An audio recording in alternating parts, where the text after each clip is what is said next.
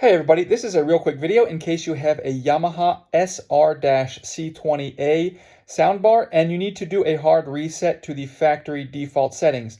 Now there are two reasons you might want to do this. The first one is troubleshooting.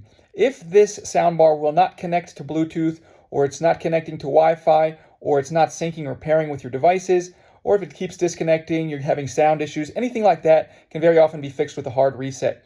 Now you will need to set it up again because it will be reset to the settings that it had when it came out of the box and everything wiped off of it.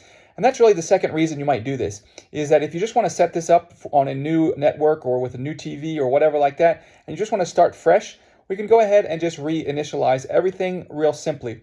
What we're going to do is we just need to have the soundbar turned off. And then with the soundbar turned off, we're going to come in and we're going to press and hold the volume up and the power button simultaneously for about 7 to 10 seconds. And what will happen is we'll notice that all of the lights on the bottom will flash all on at the same time, indicating that the reset is complete.